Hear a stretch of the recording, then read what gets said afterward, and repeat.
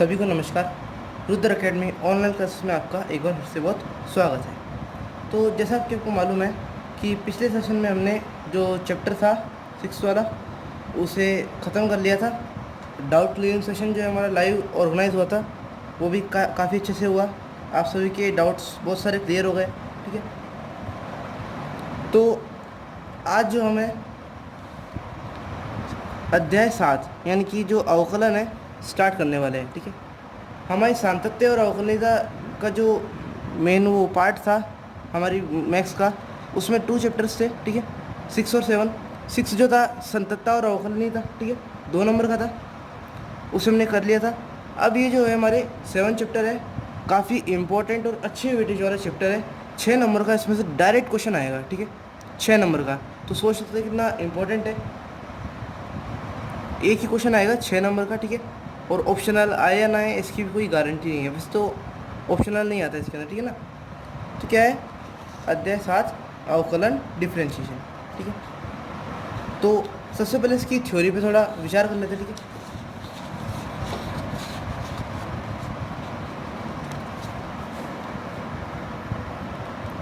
तो देखिए इसके अंदर क्या है कि अवकलन, भाई पिछले चैप्टर में हमने क्या पढ़ा, संततता और अवकलनीयता। ठीक है, 2 पार्ट्स थे, उसमें जो सेकंड पार्ट था अवकलनीय था, वो क्या हमें क्या बताता था कि भाई कोई फंक्शन है उसका अवकलन हो सकता है कि नहीं हो सकता है, वो फंक्शन जो है अवकलन होने के लायक है या नहीं है। ठीक है, तो जिस फंक्शन कोई फंक्शन अगर अवकलनीय है तो उसका अवकलन क्या होगा वो हम इस चैप्टर में देखेंगे। भाई कोई फंक्शन है, हमें अवकलनीय दिए जाएंगे। ठीक है, तो 1 सेकेंड, उनका अवकलन होगा क्या। ठीक है, कुछ ना कुछ भी तो होगा, उसकी कोई वैल्यू भी तो होगी उस पॉइंट पर। तो फंक्शन का अवकलन हमें ज्ञात करना है इस चैप्टर के अंदर। ठीक है, काफ़ी अलग अलग तरह के फंक्शन आएंगे। ठीक है, जैसे ट्रिग्नोमेट्रिकल, ठीक है, कंपोजिट फंक्शन, संयुक्त फलन, लॉगरिथमिक, लघुगणकीय, ठीक है, और भी बहुत सारी चीज़ें आएंगी। ठीक है, और इस चैप्टर की थोड़ी समरी के बारे में आगे विचार कर लेंगे, पहले थोड़ा थ्योरी पे ध्यान दे देते हैं। जैसे मान लीजिए आपको कोई फंक्शन दे रखा है, आपको कोई फंक्शन दे रखा है एफ एक्स। ठीक है, दिख रहा होगा, जस्ट 1 सेकेंड, जहाँ एक्स जो है ए और बी जो एक अंतराल है क्लोज वाला उससे बिलोंग करता है। तो अंतराल के किसी पॉइंट बी पर, सॉरी सी पर, एफ एक्स का अवकलज प्रथम सिद्धांत से ये फॉर्मूला जो था हमने निकाल लिया था। ठीक है, कहाँ से, आपने 11th क्लास के अंदर पढ़ा था, 10 चैप्टर के अंदर। ठीक है, अब यहाँ पे देखिए लिमिट का थोड़ा ध्यान रखिएगा, x टेंस टू सी है। ठीक है, अब आप पूछोगे कि भाई यहाँ पर तो x टेंस टू 0 आना चाहिए। ठीक है, वो जो होता है वो लागू होता है कब, जब हम लेफ्ट और राइट डेरिवेटिव निकालते हैं। ठीक है, हम यहाँ पर क्या निकाल रहे हैं, डायरेक्ट उसका मेन जो अवकलज है उस पर्टिकुलर पॉइंट पर सी पर। ठीक है, तो अवकलज उसका जो अवकलज हम निकाल रहे हैं। ठीक है, जिसे हम किससे डिनोट करते हैं, एफ डैश सी से। ठीक है, ठीक है, इस फॉर्मूले से आपने 11th क्लास के अंदर बहुत से छोटे छोटे मेन जो बेसिकल आपके फॉर्मूले जो अवकलन होते हैं वो आपने सॉल्व किए थे। जैसे साइन एक्स का अवकलन निकाला था, कोस एक्स का निकाला था, प्रथम सिद्धांत से पूरा डेरिवेशन करके सिद्ध किया था उसको। ठीक है, फिर भी आपको वापस रिवाइज करने के लिए मैंने 15 जो 10 फार्मूलाज है मेन में जिस चैप्टर में सबसे बेसिकल है, जो तो आपको आने चाहिए स्टार्टिंग से ही, और फिजिक्स में भी काफ़ी काम किया है, तो इन्हें अच्छे से देख लीजिए एक बार। ठीक है, जैसे x की पावर n का अवकलन जो होता है n x की पावर n-1 होता है। ठीक है, जैसे x की पावर 5 का अवकलन करने के लिए बोला। ठीक है, x की पावर 5 का आपको अवकलन करने के लिए बोला, तो आप क्या करेंगे, 5 इंटू एक्स की पावर 5-1 यानी कि 5x की पावर 2। ठीक है, और डिटेल में हम आगे पढ़ लेंगे। सेकेंड फॉर्मूला है e की पावर x का अवकलन e की पावर x। e की पावर x जो है उसका अवकलन वही होता है, और समाकलन भी, ये बात ध्यान रखिएगा, इसका समाकलन, अवकलन और वैल्यू तीनों एक ही है। e की पावर x क्या है, ये एक्सपोनेंशियल फंक्शन। आपकी नॉलेज के लिए बता दूं, वैसे इतना काम नहीं आएगा, फिर भी अगर याद रखना चाहे तो बता दूं, e की पावर 1 यानी कि e की वैल्यू जो होती है वो 2.71 होती है। कोई प्रॉब्लम नहीं, याद रख सकते हैं। अब जैसे a की पावर x, मान लीजिए a की पावर x, जैसे a का मतलब कुछ भी चर हो सकता है, जैसे 2 की पावर x, तो आपको बोल दे 2 की पावर x का डी बाई डी एक्स करो, तो क्या होगा, a की पावर x यानी कि 2 की पावर x इंटू लॉग 2। ठीक है, ये हो जाएगा हमारा टू की पावर एस का अवकलन, ठीक है। ऐसे ही log x है, log x का आपको मालूम है 1/x होता है, ठीक है। और अब आगे दे रखा है sin x का cos x का minus sin x, tan x का sec square x, cot x का minus cos square x sorry, और cos x का minus cos x cot x, और sec x का sec x tan x, ठीक है। ये तो रही फॉर्मूला की बात। आप चाहे तो इनका स्क्रीनशॉट ले सकते हैं, ठीक है। वैसे मेरी राय माने तो आपको खुद के पर्सनल नोट्स बनाने चाहिए, आप देखते जाइए। और वैसे भी कोई लाइव तो क्लास चलने दी, आप वीडियो को पॉज करके इन्हें नोट डाउन कर सकते हैं, ठीक है। खुद के नोट्स बनाइए, जितना ज़्यादा लिखेंगे उतना ज़्यादा अच्छा रहेगा, प्रैक्टिस भी करते जाइए, ठीक है। तो अब एक बार अवकलन को और अच्छे से समझ लेते हैं। भाई हमारे पास ये जो फॉर्मूला है, इससे हमारे पास ये चीज़ें आई, ठीक है। ये तो हमारे पास कुछ बेसिकल फॉर्मूलाज आए हैं, ठीक है, कि भाई x की पावर n का अवकलन जो है n x की पावर n-1 है। अब हमेशा आपको इस चैप्टर में ऐसे जो क्वेश्चंस कभी आएंगे नहीं कि भाई आपको e की पावर इसका अवकलन कीजिए, इतना तो कोई आसान है नहीं, आखिर 12th क्लास रहेगी, ठीक है। तो इनसे ही मिलते जुलते कोई संयुक्त फलन है, कुछ हार्ड टाइप के अलग तरह के फंक्शन आपको दिए जाएंगे, उनका अवकलन आपको इस चैप्टर में करना है भाई, ठीक है। आपको अभी क्या दे रखा है, अभी तो आपको सिर्फ आटा दिया था, ठीक है, ये आपके पास जैसे आटा है, ठीक है। अब आपके पास जो आटा है उससे आपको क्या करना है, रोटी बनानी है, ठीक है। कभी कभी बाटी बना सकते हैं, एग्जाम्पल ही समझ लीजिए, ठीक है। तो अभी तो आपके पास बेसिकल चीज़ है ये, ठीक है, बेसिकल जो मटेरियल है, यानी कि जैसे आटा है किसी मेन चीज़, किसी भी चीज़ को बनाने के लिए, ठीक है। अब उस आटे की मदद से हम क्या क्या बनाते हैं, ठीक है, वो चीज़ें हम इस चैप्टर में जो पढ़ने वाले हैं, ठीक है।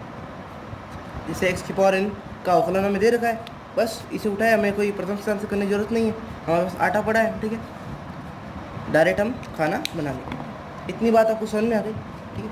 आगे बढ़ते हैं, संयुक्त फलनों के अवकलज। अब ये जो है कॉन्सेप्ट थोड़ा हमने इस चैप्टर में पढ़ रखा है अच्छे से, फिर भी बार बता देता हूँ, ठीक है। संयुक्त फलन होता क्या है, दो फलन कोई से भी, जैसे मान लो कोई एक तत्सम फलन है, एक लघुगणकीय फलन है, कोई से भी दो, कोई ट्रिग्नोमेट्रिकल या फिर कोई लॉगरिथम, दो फलन उठाइए, उनके जोड़ बाकी यानी कि प्लस माइनस और मल्टीप्लाई और डिवाइडेशन, इन चारों से जो में से किसी एक से भी जो कोई फलन बनता है उसे हम क्या कहते हैं, संयुक्त फलन, यानी कि कंपोजिट फंक्शंस, ठीक है। अब इनका अवकलज कैसे होता है, मैंने आपको बताया था, जैसे कोई फंक्शन रखिए एक f(x) और g(x), ठीक है। f(x) g(x) जो है किसी अंतराल ab में परिभाषित है, ठीक है। तो ab की किसी बिंदु c पर ये दोनों अवकलनीय भी है, हमें दे रखा है। और मैंने आपको क्या बताया था, अगर दो फलन अवकलनीय है तो उनके जोड़ बाकी गुणा भाग चारों क्या होंगे, अवकलनीय होंगे। भाग का अवकलनीय होगा जब हर जो 0 ना हो, ठीक है। तो बस यही बात दे रखी है, ये तो सिर्फ प्रेजेंट करने का तरीका है इसके अवकलन को, ठीक है। डी इसके अवकलन को शो कर रहा है और सी जो इसके उस पॉइंट को शो कर रहा है जिस पर हम अवकलन निकाल रहे हैं। प्लस माइनस में अवकलन, एक का अवकलन प्लस दूसरे का अवकलन, गुणा का अवकलन, ये दोनों सूत्र हैं, ये काम में आएंगे, इस चारों ही काम में आएंगे, इन अच्छे से याद कर लीजिएगा, बहुत ही बेसिकल फॉर्मूलाज है, ये तो आपको आने चाहिए। जैसे दे रखा है D of f(x) dot g(x) on point c, यानी कि आपको कोई दो फंक्शन है f(x) g(x), उनके मल्टीप्लाई का अगर जो आपको निकालना है c बिंदु पर अवकलन, तो कैसे निकालेंगे, किसी एक फंक्शन को तो कांस्टेंट रखिए और गुणा कीजिए किससे, दूसरे फंक्शन के अवकलन से, प्लस अब जिस फंक्शन का हमने पहले अवकलन करा था उसे कांस्टेंट रखेंगे और उससे किससे गुणा करेंगे, पहले वाले फंक्शन के अवकलन से, ठीक है। ये बात समझ में आ गई। भाग में क्या होता है, एक सूत्र दे रखा है, ठीक है। मान लो कोई दो फंक्शन है f(x) अपॉन g(x), जैसे x अपॉन साइन x है, ठीक है, x अपॉन साइन x, तो इसका अवकलन कैसे करेंगे, हर को कांस्टेंट रखना है सबसे पहले, ठीक है। इसमें तो आप क्रम का कोई जरूरी नहीं, आप किधर भी रख सकते हो, इसमें रखना पड़ेगा क्योंकि बीच में क्या है, माइनस है, प्लस में तो कोई दिक्कत आती नहीं है। तो सबसे पहले क्या करना है, हर को यानी कि साइन x को कांस्टेंट रखिए और अंश का अवकलन कीजिए, माइनस अब अंश का को कांस्टेंट रखिए और हल को जो है हर को सॉरी अवकलन कर दीजिए। और किस बटा में क्या लिखना है आपको, हर जो है उसका स्क्वायर, हर का स्क्वायर, हर के अवकलन का स्क्वायर नहीं, हर का स्क्वायर, ठीक है। ये चार फॉर्मूलाज जो है आपको अच्छे से याद कर लेने हैं, ठीक है। स्क्रीनशॉट चाहे तो ले लीजिए, ठीक है, चाहे तो नोट डाउन कर लीजिए। और सिचुएशन क्या है, जो जी सी है हमारा वो 0 के बराबर नहीं होना चाहिए, वरना वैल्यू क्या हो जाएगी, इन्फिनिटी, ठीक है। इतनी बात ऑप्शन में आ गई। ये तो हमारे चैप्टर की थोड़ी नॉर्मल स्थिति। वैसे इसमें आपने देखा बहुत ही कम थ्योरी है पिछले चैप्टर की तुलना में, तो बहुत ही कम थ्योरी है। इसमें क्वेश्चंस की प्रैक्टिस ज़्यादा इंपॉर्टेंट, ठीक है। और बहुत मज़ेदार चैप्टर है, बहुत मज़ा आने वाला है इस चैप्टर के अंदर, ठीक है।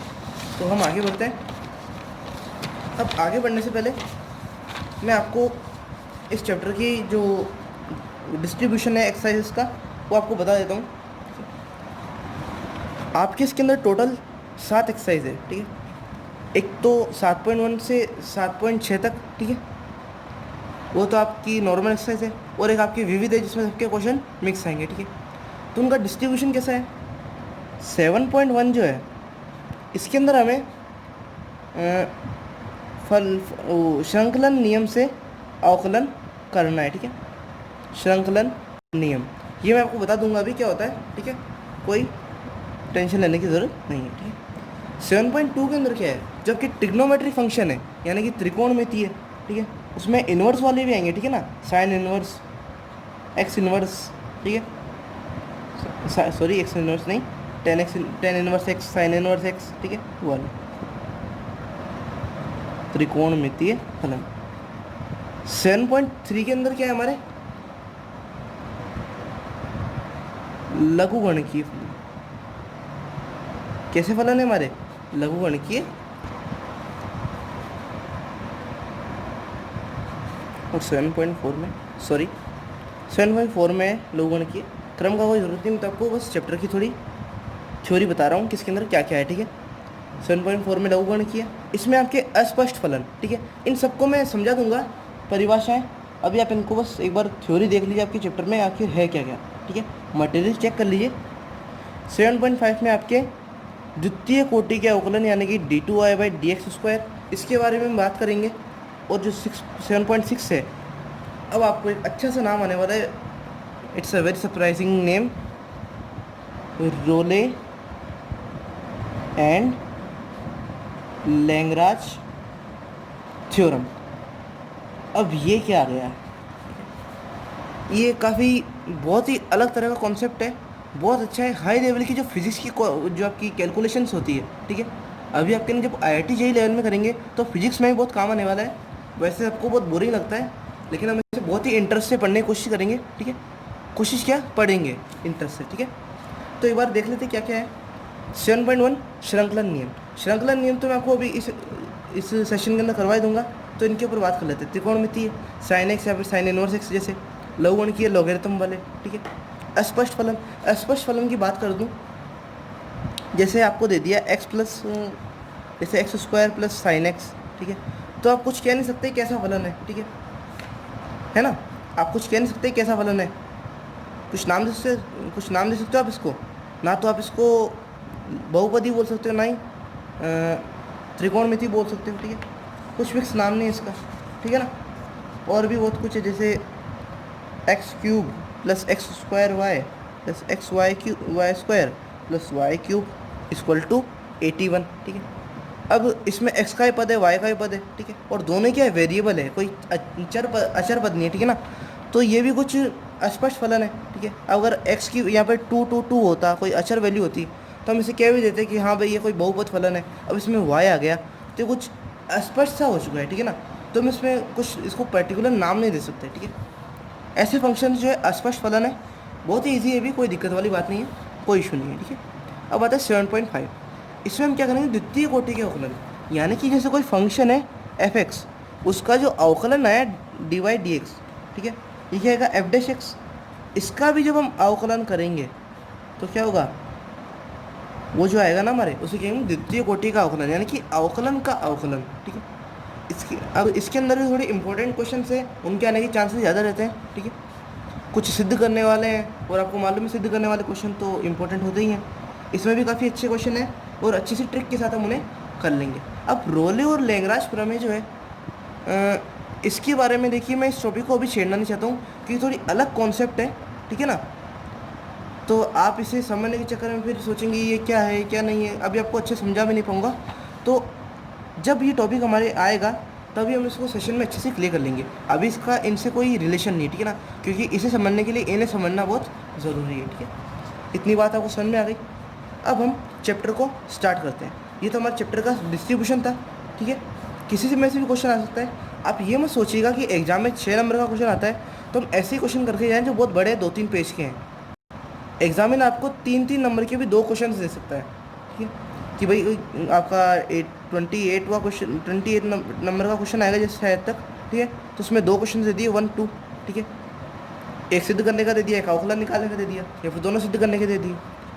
तो आपको एक ही क्वेश्चन करना है, ठीक है ना, नंबर के हिसाब से नहीं, नॉलेज। और आपको ये अवकलन तो बहुत सी बेसिक चीज़ें हैं। मैं तो कहता हूँ अवकलन समाकलन जो है थोड़ी थोड़ी बेसिकल रूप से तो बायो वाले बच्चों को भी आने चाहिए। क्यों? क्योंकि फिजिक्स में बहुत आपके काम आते हैं, ठीक है। तो हम इसे अच्छे से इस चैप्टर को करेंगे, बहुत ही इम्पोर्टेंट और इंटरेस्टिंग चैप्टर है, ठीक है। तो लेट्स स्टार्ट, ठीक है। अब आता है हमारा पहला पॉइंट, अवकलज का श्रृंखला नियम। अब इसमें हम करेंगे क्या? फलनों के फलन का अवकलज। अब भाई ये क्या आ गया, ठीक है, फलनों के फलन का अवकलज। अब इसे समझिए, मान लीजिए कोई फंक्शन है y बराबर एफ यू, एफ एक्स नहीं एफ यू, ठीक है, आपको दे रखा है। या इसका मतलब क्या है कि y जो u का फंक्शन है, y u का फलन है, ठीक है। अब यही एक और बात दे रखी है कि u जो है f बराबर है एफ एक्स के, यानी कि u क्या है, x का फलन है, ठीक है। y जो u का फलन है और u जो x का फलन है, तो y और x में क्या रिलेशन होगा, आप कुछ बता सकते हैं? y x के फलन का फलन है, यही रिलेशन होगा, ठीक है ना। यही बात हमें करनी। तो फलन के फलन का अवकलज, यानी कि u के फलन x के फलन u के फलन y का अवकलज निकालना जो है वो हम इसके अंदर करने वाले हैं। इसी पे 7.1 और उसके रिलेटेड एग्जांपल्स जो है वो टिके हुए हैं, ठीक है। तो करना क्या है कि कोई पॉइंट है मेरे x, उसके फलन के फलन का अवकलज, यानी कि x के फलन u के फलन y का अवकलज, ठीक है। इतनी बात समझ में आ गई। इसमें और द्वितीय कोटि का जो फलन अवकलन है हमारे d2y/dx², इसमें बहुत अंतर है, ठीक है। इसे हम समझ लेते हैं। भाई हमको dy/dx निकालना है, मान लीजिए, तो y क्या है एफ यू और u क्या है एफ एक्स, तो ये क्या हो जाएगा एफ ऑफ एफ एक्स, ठीक है। ये बात समझ में आ गई। यानी कि y क्या है x के फलन का अवकलन है, y का जो अवकलन होगा क्या होगा x के फलन का अवकलन, ठीक है। ये तो थी थ्योरेटिकल बात, ठीक है। इसके बाद में जो हमारी काम की चीज़ है वो है ये फॉर्मूला। पूरी एक्सरसाइज में सबसे ज़्यादा यही काम में आने वाला है, dy/dx बराबर dy/du डॉट du/dx। बात समझ में आ गई। इसे कैसे करना है ये एग्जाम्पल लेके क्लियर करेंगे, लेकिन ये फॉर्मूला आपको याद होना चाहिए। इसे कहते हैं श्रृंखलन नियम। आपने ये 11th क्लास में पढ़ा भी होगा फिजिक्स के अंदर, ठीक है, और मैथ्स में ही पढ़ा होगा, ठीक है। काफ़ी अच्छा है और सिंपल है, dy/du डॉट du/dx। अब वैसे दिख रहा है ड्यू से ड्यू कैंसिल, तो dy/dx आ जाएगा, ठीक है, लेकिन कैंसिल होता नहीं, ठीक है ना। हम तो क्या कैंसिल करने में लगे देते हैं, लेकिन ये क्या है, ये जो d/du है ना, ये पूरी टर्म है, ये अलग अलग नहीं है। और ये d/dx जो है ना, ये भी पूरी टर्म है, इसलिए हम du और du को काट नहीं सकते हैं, ठीक है ना। टर्म्स क्या है d/du और d/dx, ठीक है, ये एक ही टीम है, ठीक है ना। इतनी बात समझ में आ गई, इसलिए हम इसको काट के कह नहीं सकते, ठीक है। अब जैसे कोई एग्जांपल लीजिए, मान लीजिए y बराबर आपको दे रखा है sin x, ठीक है। मैं इसको y बराबर u लिख लेता हूँ, तो u क्या हो जाएगा sin x। बात समझ में आई? इसको रुकिए थोड़ा, चलो इजी एग्जांपल से स्टार्ट करते हैं हम, ठीक है। तो x का फंक्शन क्या है u, और इसको ऐसे ले लीजिए,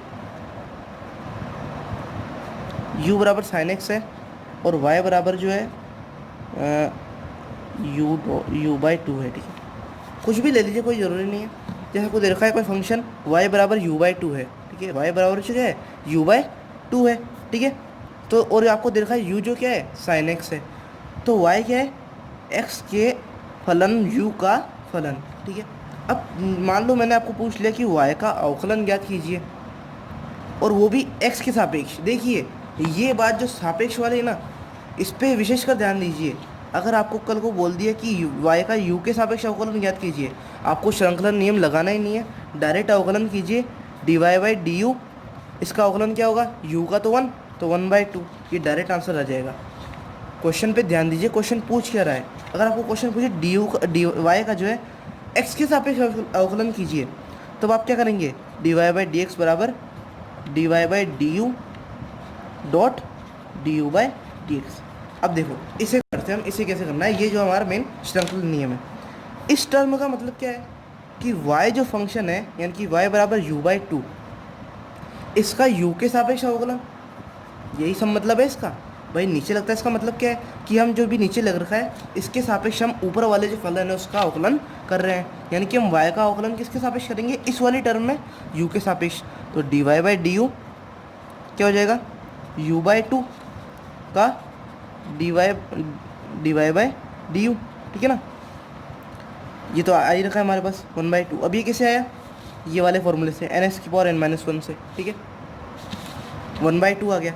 अब बची ये वाली टर्म, इसका मतलब क्या है, x का u का x के सापेक्ष अवकलन है, नहीं है, तो ये जो u है इसका x के सापेक्ष हम अवकलन करेंगे, ठीक है, x के सापेक्ष अवकलन करेंगे।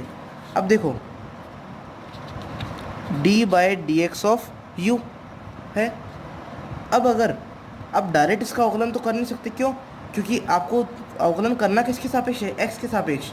अगर आप x के सापेक्ष अवकलन कर रहे हैं और फंक्शन में x का एक भी पद नहीं है तो उसका अवकलन कैसा होगा, 0। इसलिए हम डायरेक्ट अवकलन नहीं करेंगे, हम पहले क्या करेंगे, u की वैल्यू रखेंगे, और u की वैल्यू क्या है, साइन x, तो क्या होगा साइन x का x के सापेक्ष अवकलन cos x। इतनी बात आपको समझ में आ गई। तो हमें d Y by D x निकालना था, तो d Y by D x क्या होगा, d Y by D you dot D you by D x, यानी कि हाफ इंटू कॉस एक्स, यानी कि हाफ कॉस एक्स। ये आपका सिंपल क्वेश्चन है, वैसे इतना सिंपल क्वेश्चन आएगा नहीं, मैंने तो एग्जाम्पल के तौर पर आपको समझाया, ठीक है। ये हमारा सिंपल श्रृंखला नियम था। अब जरूरी नहीं कि हमेशा श्रृंखला नियम 2 पद का ही आए, 3 पद का भी आ सकता है। जैसे आपको दे देगा d Y by D x जो है, ये फॉर्मूला लिख लीजिएगा, 3 का आएगा मैक्सिमम, इससे ज़्यादा नहीं आता है, ठीक है ना। हाँ चलो v ले लीजिए,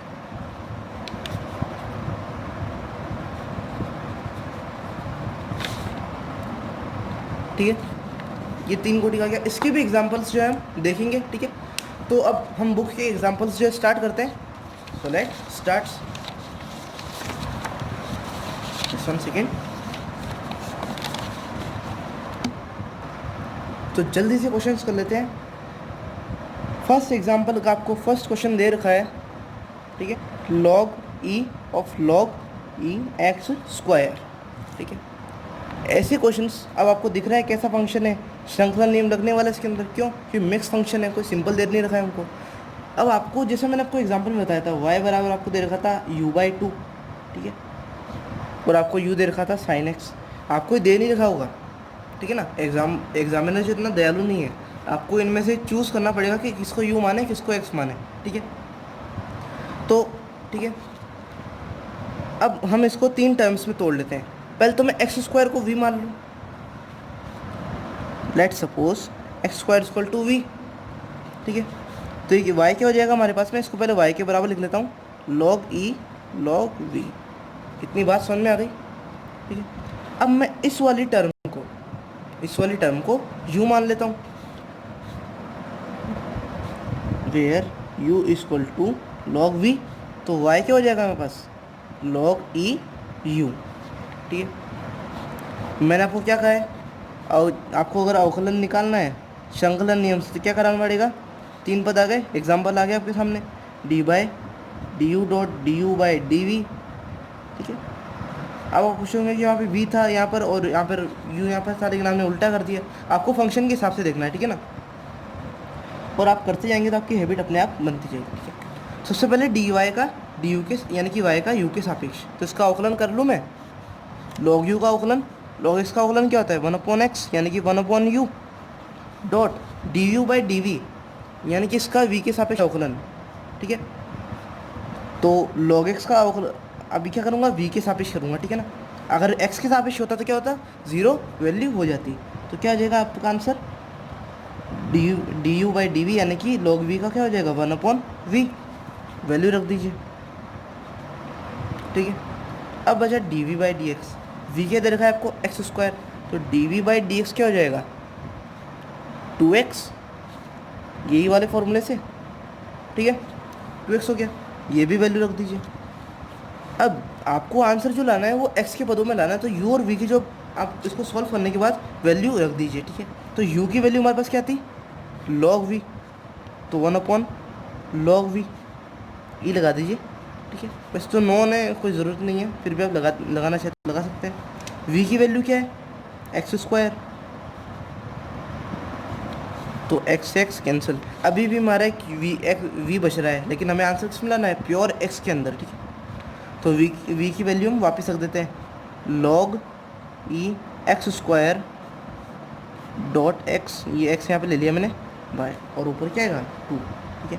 ये आपका आंसर आ गया, इजी था, ठीक है, बहुत ही इजी है। चलो एक और एग्जांपल कर लेते हैं, ठीक है। जैसे दे रखा है आपको सेकंड e की पावर sin x का स्क्वायर, ठीक है। अच्छे से समझ लीजिएगा, कोई दिक्कत वाली बात नहीं है, बहुत ही ईजी क्वेश्चन है। क्या करना है, सबको तोड़ लीजिए, अलग अलग कुछ ना कुछ मान लीजिए। जैसे x² को मैं v मान लेता हूँ, तो suppose then x² equal to v, then the y equals to be e power sin v, ठीक है।